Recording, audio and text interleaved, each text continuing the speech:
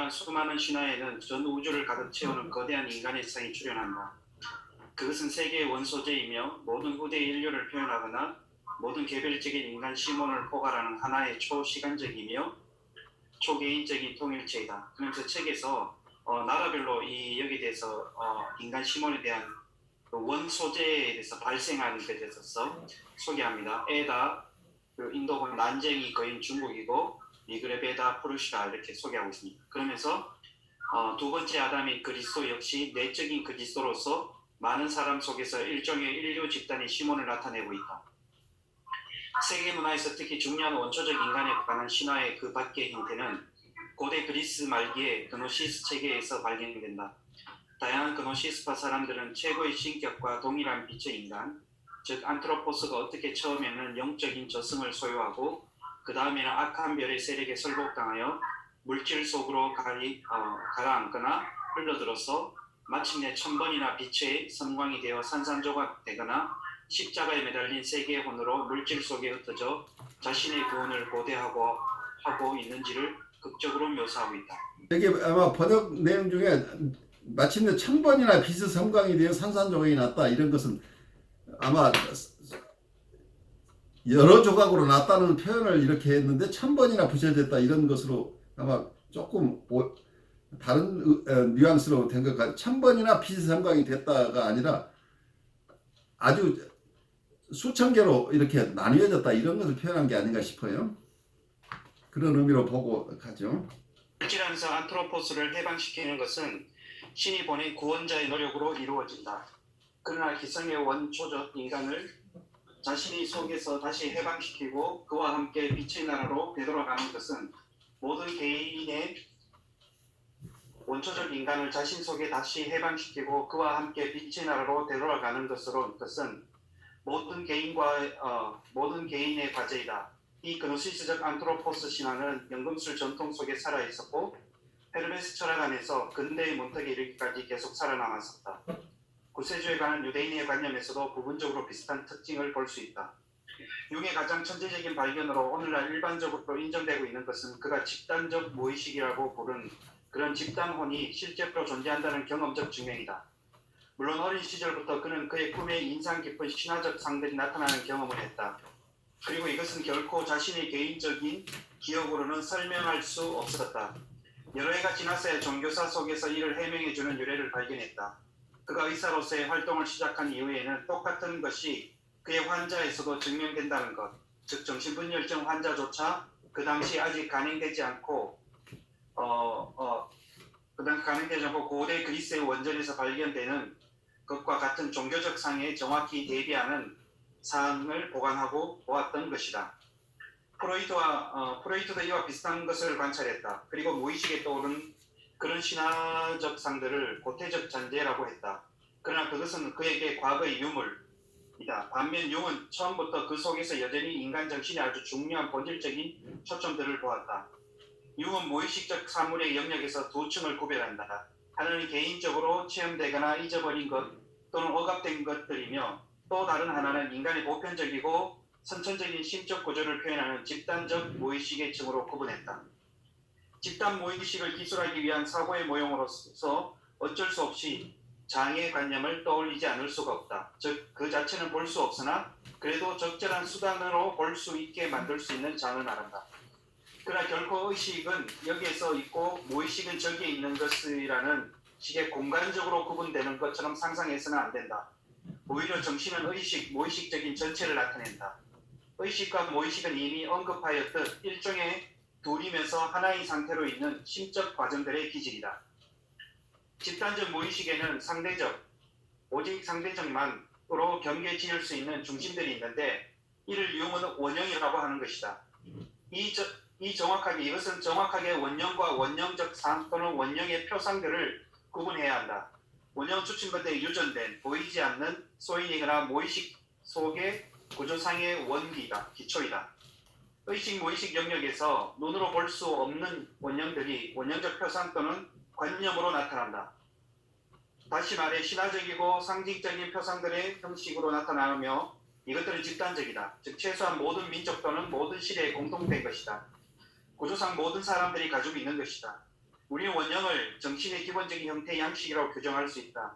그런데 그 작용은 오직 주의 주체의 내적인 시야에서 관찰할 수 있는 것이며 행동 심리학처럼 많은 사람의 외부적 형태와의 비교로서 관찰되는 것은 아니다. 내적인 시야에서 본능이 활성화될 때 강렬하게 감정이 실린 환상상들이 관념들이 출현하는 것이다. 그것들은 전 인격을 사로잡고 그로 하여금 심리적으로 특정한 방향으로 치닫게 만든다. 미르세 엘리아데가 똑같은 말을 했는데 원형을 사용하면서 그러나 이 사람들 다른 뜻으로 쓴 사실이 있습니다. 그에게 원형은 원초적 시간으로 투사된 세계 속의 신화화적 유행이다. 이 신화 유행은 제사를 지내든가 신화를 이야기하고 그리고 다른 전제들을 거행함으로써 언제나 삶의 고향과 촉진을 재현하는 것을 말한다. 그러나 이 신화화적 유행은 융에 따르면 원형이 아니고 원형적 표상들과 제의이며 그것을 행하는 민족의 집단적 의식의 내용이다. 이에 비해서 융이 말하는 원형은 한 집단의 그런 의식된 집단 표상들 뒤에 있는 무의식적 역동으로서 존재하는 것으로 원형은 이런 표상을 산출하는 자이지 그 표상 자체가 아니다. 융은 강조한다. 원형들이 잘 알려진 표현은 신화와 민담이다. 그러나 중요한 것은 그것이 오랜 시간 공간에 걸쳐 전해 내려온 특수하게 각인된 형식들이라는 점이다. 그러므로 원형의 개념은 집단 표상에 오직 간접적으로만 적용될 뿐이다. 원형은 아직 아무런 의식적인 수정을 받은 적이 없는 심적 내용을 가리키며 따라서 어떤 직접적인 심적 소요를 나타내고 있는 내용이다. 그러한 소요로서 원형은 역사 속에 나타난 혹은 역사 속에서 만들어낸 형식과는 적지 않게 다르다.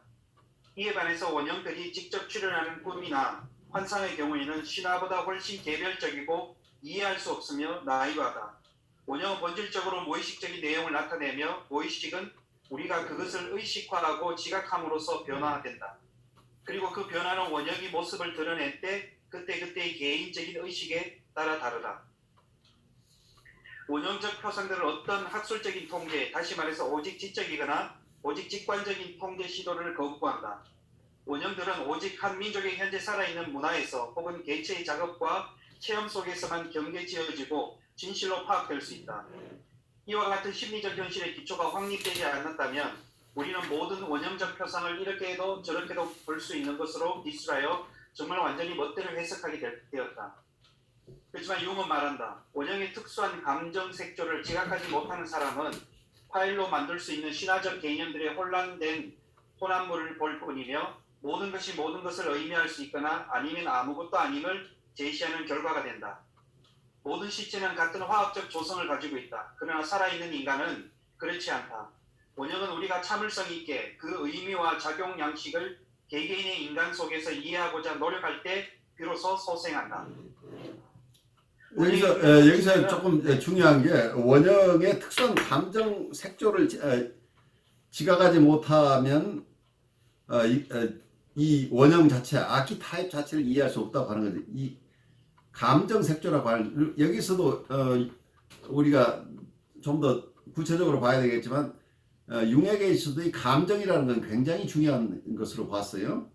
비혼도 마찬가지로 감정을 굉장히 중요하게 보고 있죠.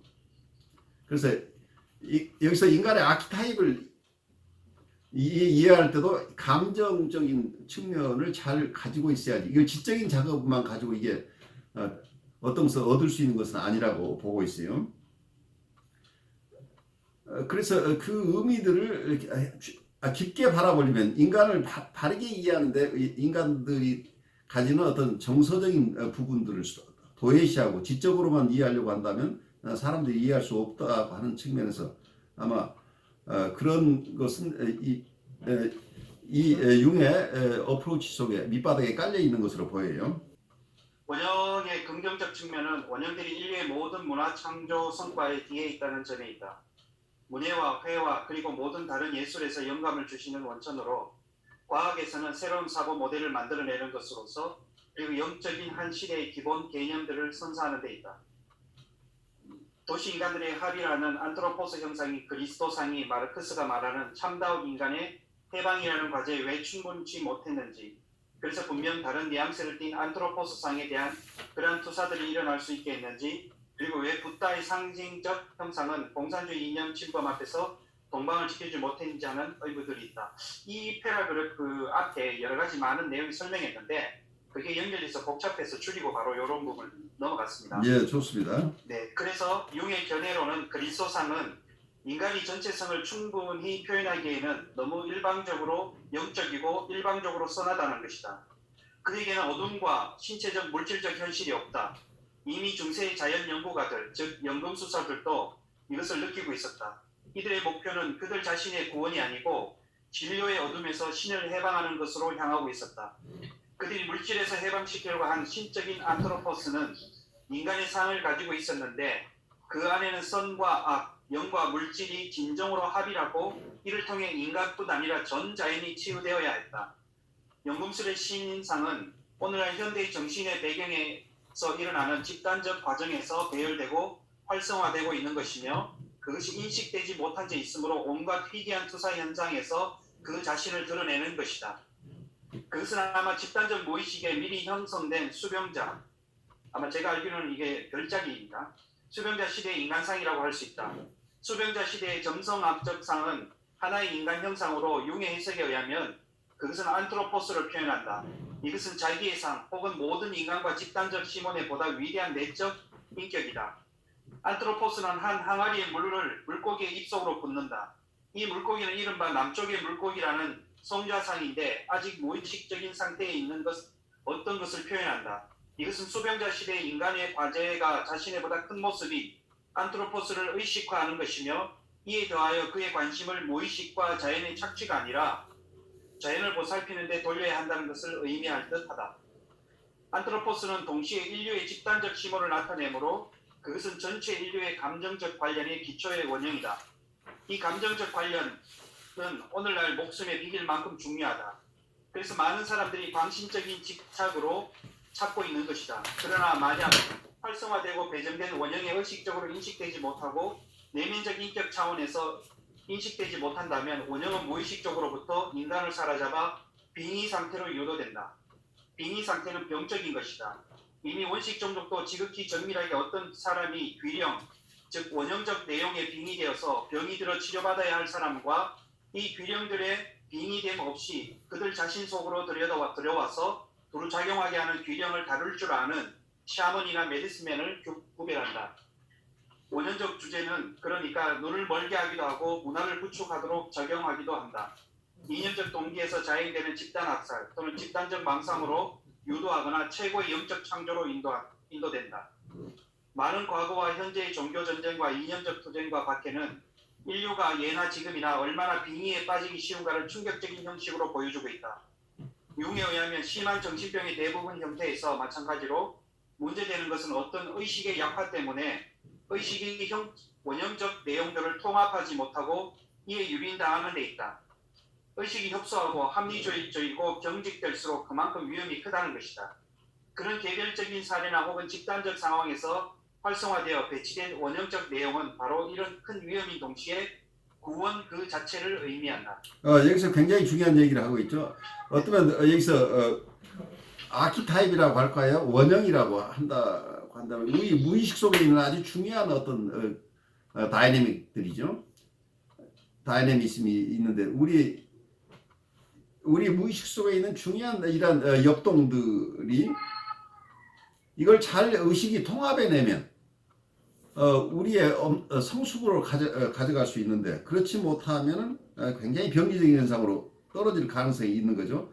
그래서 여기서 얘기하고 있는 것도 의식이 협소하고 합리주의적이고 경직될수록 그 위험이 크다 이렇게 얘기하고 있고 그에 앞서 어떤 의식의 약화 때문에 의식이 원형적 내용을 통합하지 못하고 유린당할 가능성이 있다고 하는 거죠. 그래서 요즘 집단무의식이라는 것이 많은 경우에 병리적으로 사회 병리적으로 지금 작용하고 있죠. 여러분들이 극단적인 사회 불안의 요인 속에 이런 집단 무의식들을 소화하지 못한 개인들이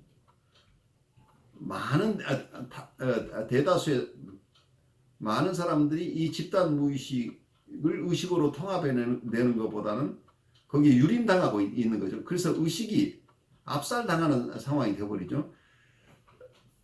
그래서 어떤 면에서는 우리가 조그만 등불 하나를 들고 이 세상을 살아가는데 이 등불을 꺼트려 버리면 우리는 사이카테아 상태로 가게 되는 거예요. 의식 우리가 자연으로 돌아간다고 그래서 무의식에 우리를 다 맡긴다고 한다면 이 속에서는 윤리의식이 사라진다는 얘기예요.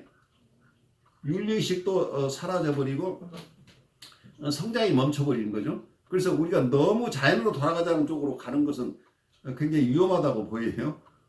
의식과 무의식이 함께 통합돼 나가는 이런 건강함을 가지 않고 무의식을 완전히 무시하거나 의식 아니면 의식이 최소화되고 무의식에 의해서 지배를 받는 상황이 된다고 한다면 두 가지가 다 건강하지 못한 모습이 되는 거죠.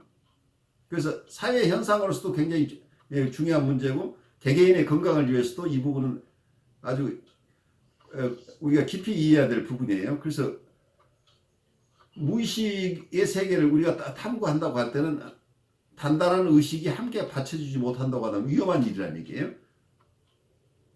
그래서 특히 우리 사이카텍한 사람들 임상적으로 돌볼 때 우리가 너무 빨리 무의식을 맞대면 시키는 것은 위험하다는 것도 우리가 이해해야 되죠. 의식이 감당할 수 있는 범위 내에 노출돼야 되겠죠. 왜냐하면 언제나 그런 내용은 의식의 일방성을 보상할 필요가 있을 때 무의식에서 깨어나 강력하게 밀고 올라오는 까닭이다.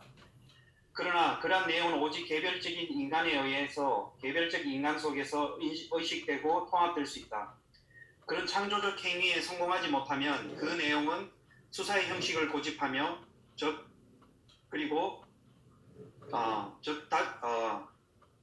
적시되고 통합될 수 있다. 아니군요. 다시 말해서 그 내용의 방해권은 밖으로 적으로 투사되고 긍정적 내용은 인간들 사이의 지도자, 영웅 또는 엘리트 계급에 투사된다. 그러니까 자기 안에 소화하지 못하는 것은 다 외부로 투사해버린다. 좋은 것도 나쁜 것도 다 투사해버리는 거죠. 네. 그렇게 함으로써 의식화의 기회는 잃어버리게 되고 인격이나 사회의 분열이 생긴다. 이 장이 시작에서 묘사한 안트로포스나 우주적 인간이 세계의 다수성으로 분해되는 신화는 이 과정을 반영한다. 그래서 대부분 신화는 계속해서 세계로 분해된 원초적인 인간이 다시 모아져서 하나로 만들어져야 한다는 사실을 표명하고 있다. 인류의 집단 시몬으로서 안트로포스는 인간적 유대 혹은 인간의 사이에서 에로스의 상징이다. 이것은 인간 사이의 모든 의사소통과 협동의 전의식적 토대이며 몇 가지 본능의 모든 너무나도 무절제한 혹은 일방적인 수모에 대하여 균형을 잡고 제약하면서 대처하는 시몬적 요소이다. 인류의 보편적 인간적 초국가적 유대의 문제는 오늘날 개별적 이익 집단으로의 위협적이며 범세적인 분열을 구제할 유일한 과제로 절실히 요청된다. 세계공산주의는 이 이상을 목표로 삼기는 했으나 그 목표는 개인 사이의 자유로운 의식된 감정관계가 아니고 모든 그의 이념에 동조하지 않는 사람들을 배제한 채 집단 동일시의 바탕 위에서 세운 목표였다. 그것이 바로 빙의의 표현이거니와 그로서 바로 인간 본성으로부터 노력하여 얻어서 도달되는 것과 정반대가 되는 것이었다. 결과는 인간의 이웃들과의 의식된 관계 대신에 개인과 집단과의 용해였다. 이게 바로 개인의 인디비듀에이션이 일어난 게 아니고 머지 현상이 일어나 버린다는 거예요. 융합 현상이죠. 그러니까 의존적인 인간들이죠. 우리가 임상에서 개인 임상에서도 어떤 분들이 인격의 독립성을 확보하지 못하면 계속해서 누군가에 의존해서 사는 이런 패턴이 계속돼서 이분들이 사회 적응을 못하는데 집단 관계에서 일어나는 것은 어떤 힘센 집단이나 어떤 정치단체나 어떤 이념이나 슬로건에 자기를 동일시해버리는 거죠. 이건 건강한 관계에서의 자기의 인격을 가지고 참여하는 것이 아니고 대부분 자기 자체보다는 더 큰 존재 속에 자기가 용해됨으로써 심리적으로 자기가 안전하고 굉장히 힘이 있는 존재로 느끼는 이런 과정 속에 머물러 버린다는 얘기죠. 그래서 자기의 독립성을 상실한 군상들이 양산될 가능성이 있다고 하는 이 부분이 우리가 임상가로서 잘 봐야 될 부분이에요. 사회 현상을 이해하거나 개인 현상을 이해할 때 이 머지라고 하는 것, 어떤 심바이오시스라고 하는 것 자체는 우리가 누군가가 그걸 건강한 사람은 어린 시절에 다 그 과정을 겪는다고 하는데 그것을 바르게 소화하지 못한 사람은 끊임없이 심바이오시스를 해줄 만한 대상을 찾고 있는데 그게 개인을 통해서 찾으려고 하기도 하고 어떤 때는 사상이나 종교나 경우에 따라서는 정당이나 사회단체 여기에 자기를 융합시킴으로써 자기가 만족을 얻고자 하는 이런 패턴들이 반복된다는 것을 이해하는 게 좋겠어요. 다른 말로 안트로포스의 원형은 만약 그것이 개인 안에서 창조적으로 형성되고 의식된다면 오직 그 경우에만 긍정적으로 영향을 끼칠 수 있다. 이와 같은 견해를 가지고 융은 언제나 각종 주의들, 유행 풍조, 이념적 광신주의에 대항하여 늘 혼자서 있었다. 이상입니다. 예, 아주 중요한 발제, 사실은 굉장히 어려운 발제예요. 이 한 챕터 가지고 여러분들이 다 소화할 수는 없고 계속해서 여기에 오늘 발제된 두 챕터에 나오는 얘기들, 이 다음 계속 챕터에서 우리가 반복해서 돌아와야 될 필요가 있는 아주 중요한 챕터들이죠. 오늘 우선 두 발제자들 먼저 본인들 소개 좀 말씀해 주시고 또 다른 분도 오늘 수업에서 느낀 것들 나누는 시간 좀 갖죠. 네, 먼저 말씀드리면 뭐 앞장에서도 그렇고 그 앞장에서 뭐 샤먼이라든지 우리가 무의식이나 의식이나 또 집단 시몬이나 집단 무의식 이런 것들 속에서 그 인간이 가지고 있는 거기에서 나오는 원형, 원소, 처음, 기원 이런 것들을 쭉 생각할 때 제가 요즘 그 읽고 있는 책 가운데서 신성한 목소리가 부른다는 어떤 사회 심리학자가 미국 심리학자 쓴 책이 있는데 거기서 이제 그 사람이 네이티브 아메리칸이 소명 콜링을 받는 부분을 소개하는 장면이 있습니다. 근데 이제 그 사람이 이제 한 부족의 대사장이면서 치료자이면서 때로는 모든 어떤 그러한 역할을 하는 대를 아까 우리가 이제 무당이 신내림을 하고 대를 누린 그걸 이야기했던 것처럼 네. 부족에서 그거를 이어받기 위해서 이제 리트리트를 떠나는 거죠. 술 이제 그 여정을 떠나는 거죠. 짧은 뭐 한 달이든 두 달이든 혼자 산속으로 들어가서 이제 산속에 들어가는데 그 산속에서 들어가는 혼자서 들어가는 이유가 뭐냐면 거기서 이제 그들은 콜링을 뭐라고 이제 융의 말도 인용을 하는데 어떤 그 책 자체가 이제 신성한 목소리를 듣는 것이었기 때문에 그 사람이 이제 그 리트리트를 떠나서 산속으로 들어가서 자연과 우주와 별과 하늘의 모든 자연이 합일이 되어서 그러니까 거기서 나오는 중요한 게 아까 여기 용이 이야기했던 것처럼 제 챗에서 이야기했던 것처럼 저도 인사이트를 받은 게 뭐냐면 잘 된 게 뭐냐면 의식과 무의식은 또 다른 공간적인 개념이 아니라 하나라는 개념으로 보았을 때 거기서도 거기 이 사람이 그 산속으로 들어가서 하늘의 별과 우주와 세계와 자연과 모든 강물과 그리고 심지어는 그 자연 속에서 기어다니는 모든 벌레로부터 시작해서 짐승들이 거기서 자기에게 그들로 통해서 들려오는 아까 푸닥거리 하는 것처럼 소개했듯이 그 들려오는 그 음성을 통해서 음성을 듣는다는 거죠. 그 음성을 듣고 난 이후부터 이제 그가 콜링을 받고 사명을 받아서 그것으로서의 한 부족의 어떤 이제 부족의 그 역할을 감당하는 샤먼의 어떤 예를 들면 메디스맨이라든지 여러 가지 그 역할로서의 이제 역할로서 사명을 시작한다는 것이죠. 그리고 봤을 때 이제 저는 이 안트로포스라는 제 챕터장에서도 이거를 쭉 보면서 어떻게 보면 이게 인간의 집단 무의식이나 아까 이야기했듯이 그 집단 무의식 속에서 집단 의식을 통제하고 컨트롤하는 그 보이지 않는 목소리가 분명히 있다는 것이죠.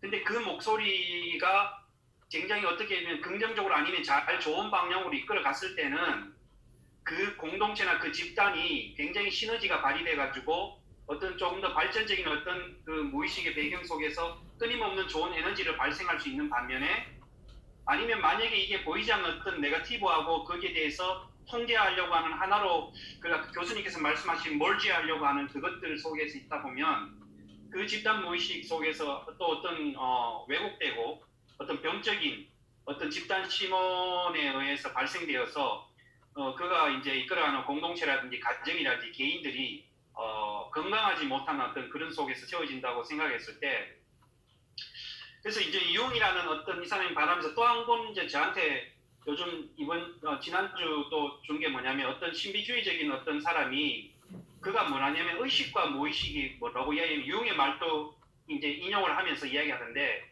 의식과 무의식은 따로 구분되어 있는 게 아니고, 여기 제 챕터에서 이야기했지만 의식과 무의식은 어떻게 보면 그 한 과정 속에서 나온다고 하더라고요. 그러면서 이제 그 사람의 체험을 이야기하는데, 그 체험이 뭐냐면 자기가 갑자기 어느 순간 길을 걷는데, 짧은 시간에서의 체험인데, 길을 걷는데 그 길을 걷는 과정이 모든 그 자기 주변에 있는 것들이 금빛으로 변하면서, 그 금빛 때문에 강렬한 태양이라든지 주변에 흔들리는 나무라든지 바람이라든지 그리고 주변에 지나가는 사람들 그조차도 자기에게 다가오는 그 모든 그 포스들이 어떤 금빛 속에서 있는 그러한 것들을 경험했다는 것이죠. 그러면서 그 짧은 순간 그 경험을 통해서 자기가 하는 말이 뭐냐면, 이거는 내가 의식의 세계를 넘어서 내 저 심연에 있는 어떤 그 무의식의 속에서 있는 그런 것들을 통해서, 그것들이 나에게 지금 내가 발딛고 있는 이 현재 여기에 그대로 작용하고 그것들을 통해 봤을 때, 자기는 그 경험한 이후부터 이런 의식이라는 세계나 무의식이라는 세계가 구분될 수 없는 거고, 그리고 우리 그거를 끊임없이 알 수는 없지만, 그렇지만 표현할 되어질 수 없지만, 그 무의식이 늘 언제나 내 주변에 그러한 것으로 드러나고 나타난다. 어떤 신비적인 어떤 경험을 한 사람이 그 책에서 소개하는 그런 부분을 보면서, 그 사람이 그 무의식을 표현한 게 아까 색조가 있었지 않습니까? 그렇죠. 예. 그 색조처럼 그 사람이 표현한 색조가 뭐냐면 금빛이었거든. 그 금빛이 우리가 그 저녁에 노을이 지금 아침 노을 그 석양이 떠오를 때 붉은 빛으로 변하는 그것으로 그 사람 그렇게 표현을 했거든요. 그래서 이게 무의식 속에서 드러난 어떤 이 현세 실제 속에서의 그 사람은, 다른 사람은 그걸 보지 못했지만 그 사람의 어떤 그 무의식에 대한 체험이, 어떤 여기로 표현하면 저는 안트로포스가 원소 기원이 그 사람이 발딛고 있는 현재 이 지금의 실제의 가운데서 경험되고, 그것을 통해서 오히려 또 나중에 이야기하는 걸 봤을 때 그 사람이 오히려 더 삶에 대한 어떤 건강성, 전인성, 그것들을 더 이제 방향을 더 있는 또 다른 방향을 발견하게 되었고, 그게 자기의 또 다른 소명이라고 이야기하는 것을 발견했거든요. 그런 의미에서 봤을 때 이 어떤 오늘 저희 이런 챕터에서도 어떤 안트로포스지만 집단 시몬이라든지 여러 가지 의식이나 무의식, 집단 무의식들이 일상 속에서 때로는 우리가 그것을 경험하고, 짧지만 그대로 우리가 그걸 드러낼 수 있다라는 여러 가지 이런 생각들을 좀 정리하게 되었습니다. 좋습니다. 굉장히 중요한 체험들을 나누고 계시는데, 어쩌면 아까 얘기했던 어떤 그 색조라고 하는 거, 또 다른 쪽에서 보면 하나의 이모션이라고 얘기할 수 있겠죠. 어떤 신성함을 느낄 수 있는 이런 신성함에 대한 어떤 정서, 이런 것들을 이해하지 못하고 아키타입을 함부로 얘기하는 건 굉장히, 그 속에 있는 어떤 신성성이라고 할까요? 이런 것들을 우리가 체험하지 않고는 이 개념들을 이해할 수 없다는 걸 어쩌면 이분이 강조하고 있을 가능성이 있죠. 그러니까 체험하지 못한 상태, 어떤 여기서 융이 체험하고 있는 것을 다는 아니지만 우리가 일부라도 신비에 접해본 경험이 있어야만 신비, 미스테리라고 하는 것이 어떤 것이건 신비의 세계가 우리의 의식이 아니라 이미 그 신비가 존재하고 있다는 것이 이게 객관적인 신비라는, 그러니까 우리가 만들어낸 신비가 아니고 이미 존재하는 신비를 체험해야 내 의식이 이 무의식 속에 있는 신비를 통합해내는 과정을 할 수 있다는 얘기죠. 그래서 아마 우리가 임상적으로 본다면 이게 정서로밖에는 접할 수 없어요. 그래서 많은 고심 그때 비원이 이게 오라는 개념을 정서하고 관련시켜서 얘기하고 있어. 베타 엘리멘트라고 얘기를 할 때도 어떤 감각 요소라고 하는 게 오가 정서적인 측면을 만났을 때 느꼈던 그 경험들이 감각 지각으로 남게 된다 이런 얘기를 하고 있는데 그래서 이 정서라고 하는 것이 굉장히 중요한 우리가 신비의 세계로 들어가는데 이 정서를 놓치면 아무것도 어느 곳도 우리가 접근할 수 없다고 하는 생각이 좀 들어요. 그래서 우리가 어떤 면에서 임상적으로서 정서 어려운 분들을 돕는 데도 정서가 굉장히 중요하지만 우리의 신비의 세계를 접할 때 이런 우리의 마음의 정서 우리가 마음으로 느끼는 정서들을 억압하지 않고 잘 활용해야 되지 않느냐는 생각을 해요. 우리 강 목사님도 좀 나누시죠. 네, 저는 이 책을 보면서 그 자기의 무의식 없이 다른 무의식을 만난다 하는 것들을 그러니까 집단적인 움직임이라든지 사회적인 규정들이라든지 아니면 그 치매적인 무의식에 의해서 자기의 무의식은 소멸되고 그리고 또 자기의 의식이 그 다른 무의식에 의해서 점령당한 채로 살아가는 것이 대부분의 인간들이 아닌가 하는 생각을 하게 됩니다. 그 비혼의 말로 말한다면 자기의 오 없이 다른 오의 지배를 당한 상태. 그렇죠. 그렇게 돼버리죠. 그러기가 매우 쉽다라는 생각이고요. 그걸 또 어디서 봤냐면은 이 책을 이제 오디오북으로 만들면서 처음에 또 생각을 하면서 만들어 보니까 당초에 무슨 소리인지 이해 못하는 번역들이 나오더라고요. 그렇죠. 그렇게 정밀하게 보면 많은 게 나와요. 그 다음에 어떤 거는 뭐가 있냐면은 이 책을 번역한 분이 융의 대화로 알려지는 박사님인데 번역 방식이 융의 사상대로 번역한 게 아니고요.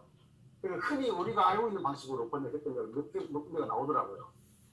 그냥 그 잘못된 상식처럼 되어 있는 거예요. 우리는 그렇다고 했는데 자세히 들어가 보니까 그게 아닌 게 있는데 번역을 그 문장을 보고는 그렇게 번역을 했는 걸 보면서 이런 대가들도 이렇게 나의 무의식이 아닌 다른 무의식에 의해서 이렇게 쉽게 점령을 당하는구나 그런 생각을 해보게 됩니다. 그리고 또 소명의식이라는 것도요. 그 소명의식이 뭐 샤먼이나 여기서만 나오는 게 아니라 우리 기독교 신앙에서도 나오지 않습니까? 목사들도 소명의식이 있어야지 목사가 된다. 그것도 사제가 되는 것도 다 그렇게 되는 것인데 많은 경우가 그 소명의식조차도 자기 무의식 없이 받았다고 생각하는 겁니다. 그러니까 그것은 자기 무의식의 경험 없이 폭력을 받았기 때문에 그것은 말하자면 아까 처음에 소개되었던 그 샤먼 할 때 교수님이 학습무당이 얘기했잖아요. 예. 그처럼 그 학습무당이 된다는 것은 결국은 그 소명의식은 그 직에 대한 소명이 아니라 그걸 통해서 내가 얻고자 하는 어떤 이 세상에 살아가는데 필요한 물질적인 것들이라고밖에 할 수 없다는 그런 상황이거든요. 그러니까 여기서 세습무하고 아까 강신무라고 제가 이제 기억이 났어요. 세습무는 그게 하나의 프로페셔널로서의 어떤 무당이에요. 그렇지만 강신무는 프로페셔널이 아니고 보케이셔널한 무당이에요. 두 가지가 하나는 프로페셔널이고 하나는 보케이셔널이라고. 이 보케이셔널은 자기가 선택한 게 아니고 불림받은 사람이에요. 그런데 프로페셔널한 것은 어떤 면에서는 세습무이기 때문에 계속해서 그 집안에서 그걸 익혀서 가물을 익혀서 무당 기능을 하시는 분들이에요. 그래서 큰 차이가 나죠. 하나의 보케이셔널 한 것하고 프로페셔널 한 것 혹은 세습적인 것은 다른 거죠. 이 보케이셔널은 세습으로 이루어지는 게 아니라는 얘기. 누구도 예측하지 못한 거라요. 이 사람 내부에 있는 어떤 것이 이 사람을 불러낸 거라는 얘기예요. 거기서 큰 차이죠. 용이 자기 아버지를 보고 경험했던 게 바로 그 지점이죠. 근데 요즘 세상에는 그런 잡으로 가진 그걸 소명이라고 생각하는 경우가 너무 많다는 게 어떻게 보면은 우리 현대 사회에 가지고 있는 어떤 문명의 비극이라고 생각이 들어요. 그것 때문에 얼마나 많은 병폐들이 일어나고 그다음에 얼마나 많은 사람들이 그런 자기의 의식이나 무의식이 특별히 무의식이 침해를 당하는 것으로 침해를 당하기 때문에 자기 무의식을 갖다가 그냥 소멸시켜버린 채로 그냥 그렇게 되니까 결국은 뭐냐면은 생명 없는 껍데기만 살아가는 듯한 그런 경우가 이렇게 많다는 생각이 들고요. 특히 저 같은 경우에는 교회 안에 있으면서 볼 때에 교회가 빛을 잃어버리게 되는 원인이 하나가 바로 그것이 아닌가 그런 생각을 하면서 이번에 코로나19 때문에 결국은 생명 없음, 내면 속에 무엇이 없으니 그냥 여실하게 드러나 버렸다는 그 생각을 했습니다. 그래요. 좋은 나눔 주셔서 고마워요. 오늘 얘기들이 굉장히 어려운 얘기였던 것 같아요. 그래서 굉장히 어렵죠? 예, 굉장히 어려운 얘기였고 그 감정과 어떤 시각적인 아까 그 서목사님 얘기 시각적 어떤 감각 경험 같은 게 사실은 제가 명상을 한다고 말씀을 드렸잖아요. 예, 예. 그 안에서도 비슷하게 일어나거든요. 그래서 그런 생각을 하면서 굉장히 어떤 공통적인 것도 있을 것 같고 어떤 굉장히 다른 부분도 있을 것 같은데 그 생각을 하면서 계속 들었었어요. 저는 그 명상하는 과정이 저의 무의식안을 탐구하는 과정이라고 생각하는데 거기서 어떤 감각적 경험이 굉장히 중시되거든요. 어떤 그 갑자기 뭐 굉장히 감사하는 마음이 든다거나 어떤 환희의 어떤 빛이 쏟아진다거나 뭐 이런 거짓말 같은 그런 경험 같은 것을 굉장히 잘 관찰하도록 그렇게 지도를 받고 또 그런 경험을 하게 되는데 이게 어떤 또 유사점이 있을까 또 융이 생각하는 어떤 아까 적극적 상상이라는 것과 이런 것을 잘 생각을 하면서 계속 들었었어요. 근데 오늘 한 시간의 이 시간만으로는 다 이해하지 못하는 그런 안타까움이 있었고 나중에 또 이런 주제를 좀 다뤄보고 싶다는 생각이 들었습니다. 네, 고맙습니다. 여러분들 어쨌든 굉장히 중요한 주제들이에요. 그리고 이것은 융이 애를 썼지만 융도 다 해결했다고 보진 않아요. 그런데 이건 누구나가 평생 살면서 우리가 가지고 있는 화두들이라고 보여요. 그래서 이게 누가 맞다 틀리다가 아니라 나의 삶의 체험 속에서 이것을 내가 어떻게 얼마만큼 소화하느냐의 문제일 거예요. 그래서 이걸 샤만이라는 개념으로만 보지 말고 신적 존재라고 할 때 그것을 규정하지 말고 신비로운 존재라고 한다면 보통 아까 얘기하는 명상이라기보다 관상적인 태도라고 하는 것은 신비를 대할 때 그 신비가 스스로 드러나기를 기다리는 태도예요. 그러니까 신비가 스스로 드러난다고 한다는 것은 신비에 대한 존중이에요. 존경이죠. 그리고 우리 안에 있지만 우리가 존경할 대상이 있다는 것을 이해를 해야 된다는 얘기예요. 근데 이것을 우리가 내 마음대로 내 의식적으로 내 기획대로 끌고 간다고 한다면 이건 이미 어떤 관상의 태도가 아니에요. 그래서 이 관상적인 태도가 저는 과거부터 봤던 것이 정신분석의 태도하고 똑같다는 정신분석에서도 우리 내담자를 신비라고 이해를 해야 된다. 그럼 내담자는 내가 모르는 존재. 그래서 내가 모르는 이 인격이 스스로의 모습을 드러날 때까지 참아주는 것이 정신분석이라고 봐요. 그래서 그 점에서 우리가 관상적인 태도나 여기서 신비를 만나는 여러 기법 다 공통적인 점은 대상을 존중하고 대상 스스로가 드러날 때까지 우리는 인내롭게 함께 있을 수 있어야 된다. 그게 어떤 기도에서도 아주 기본이에요.